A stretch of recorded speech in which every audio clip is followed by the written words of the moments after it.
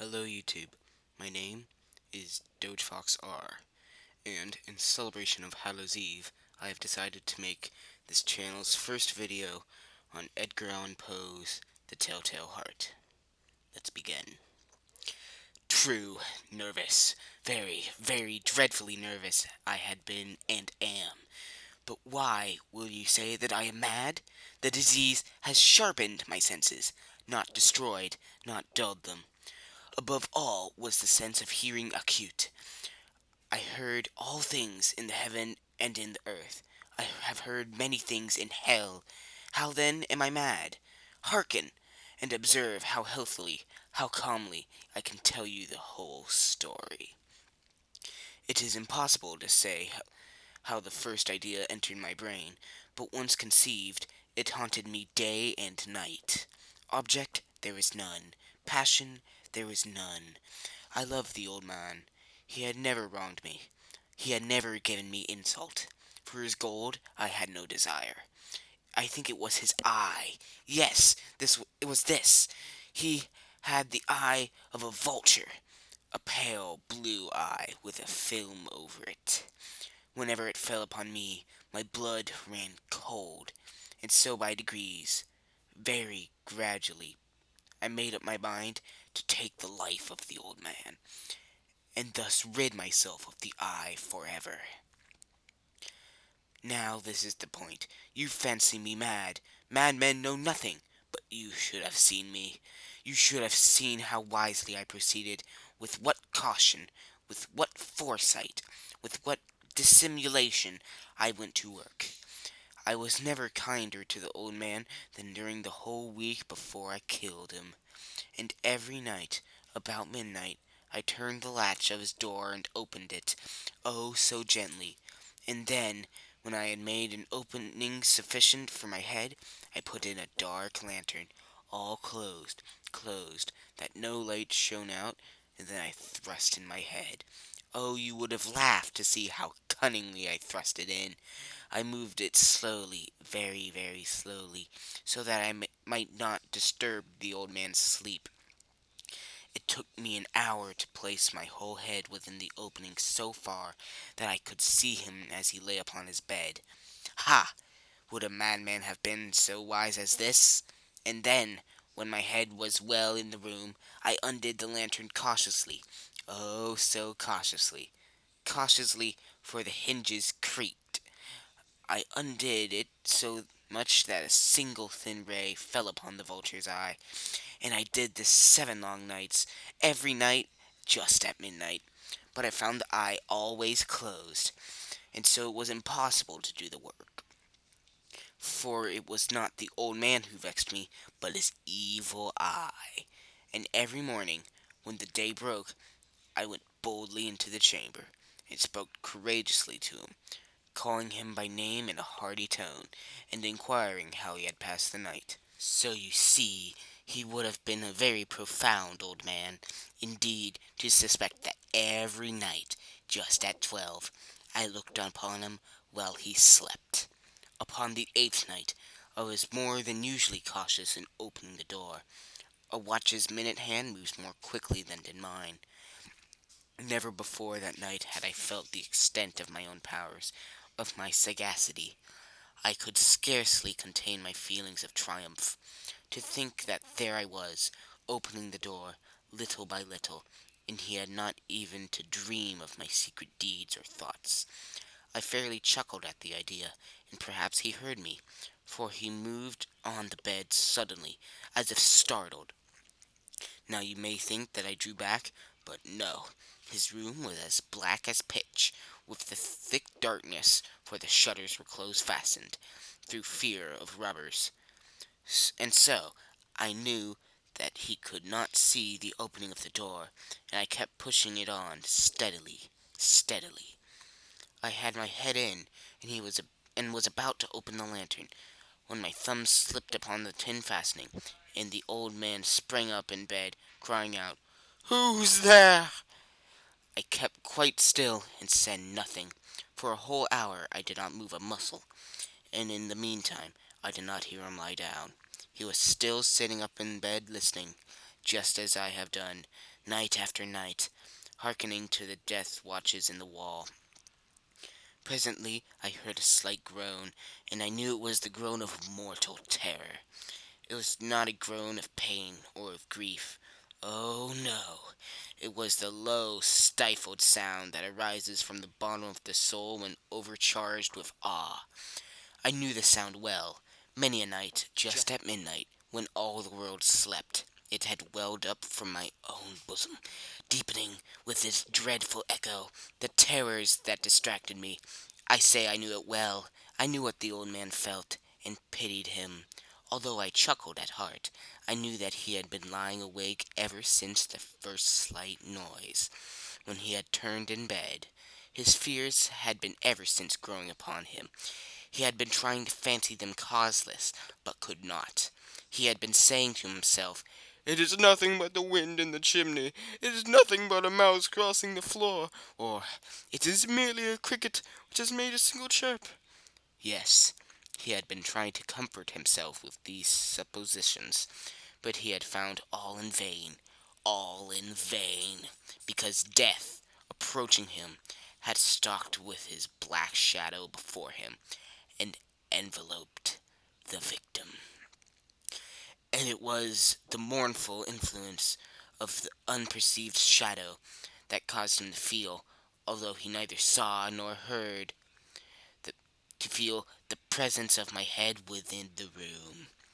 When I had waited a long time, very patiently, without hearing him lie down, I resolved to open a little, very, very little crevice in the lantern. So I opened it. You cannot imagine how stealthily, until at length a single dim ray, like the thread of the spider, shot out from the crevice and fell upon the vulture eye. It was open, wide open, and I grew furious as I gazed upon it. I saw it within perfect distinctness, all a dull blue, with a hideous veil over it that chilled the very marrow in my bones. But I could see nothing else of the old man's face or person, for I had directed the ray, as if by instinct, precisely upon the damned spot. And have I not told you that what you mistake for madness is but over acuteness of the sense? Now I say, there came to my ears a low, dull, quick sound, such as a watch makes when enveloped in cotton. I knew that sound well. It was the beating of the old man's heart. It increased my fury, as the beating of a drum stimulates the soldier into courage. But even yet I refrained, and kept still. I scarcely breathed. I held the lantern motionless. I tried how steadily I could maintain the ray upon the eye. Meanwhile the hellish tattoo of the heart increased. It grew quicker and quicker, louder and louder, every instant. The old man's terror must have been extreme. It grew louder, I say, louder every moment. Do you mark me well? I have told you that I am nervous. So I am. And now, at the dead hour of the night, amid the dreadful silence of that old house, so strange a noise as this excited me to uncontrollable terror.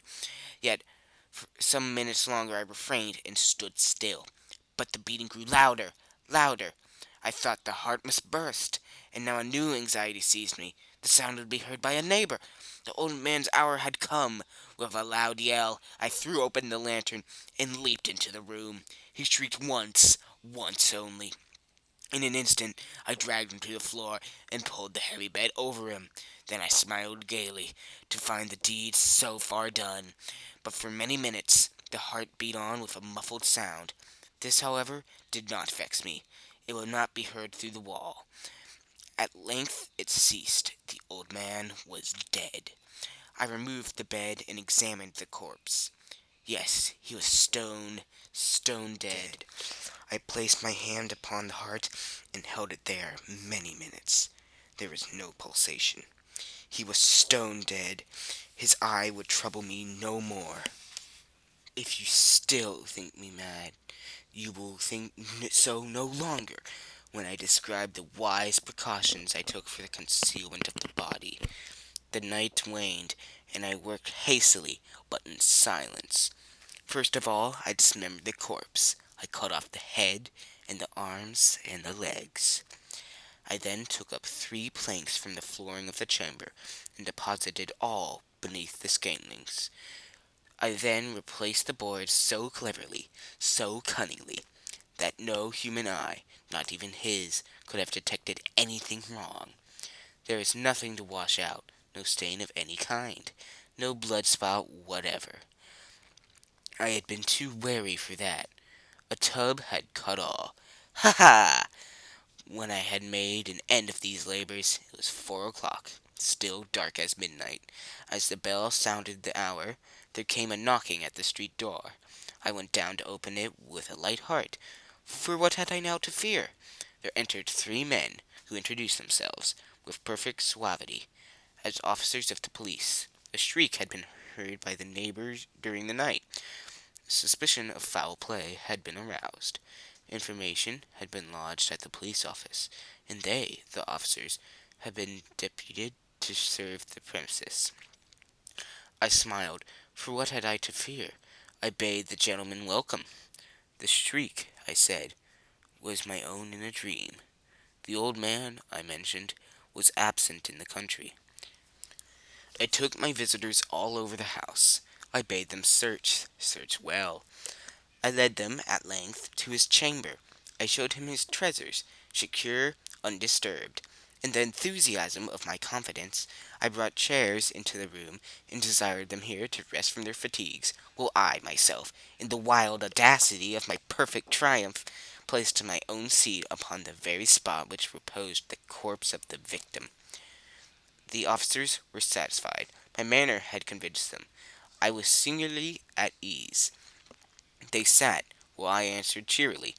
They chatted of familiar things, but, ere long, I felt myself getting pale, and wished them gone. My head ached, and I fancied a ringing in my ears. But still they sat, and still chatted. The ringing became more distinct. It continued, and became more distinct. I talked more freely, to get rid of the feeling, but it continued, and gained definiteness, until, at length, I found that the noise was not within my ears. No doubt I now grew very pale, but I talked more fluently, and with a heightened voice, yet the sound increased. And what could I do? It was a low, dull, quick sound, much as such a sound as a watch makes when enveloped in cotton. I gasped for breath, and yet the officers heard it not. I talked more quickly, more vehemently, but the noise steadily increased. I arose and argued about trifles, in a high key and with violent gesticulations, but the noise steadily increased. Why would they not be gone?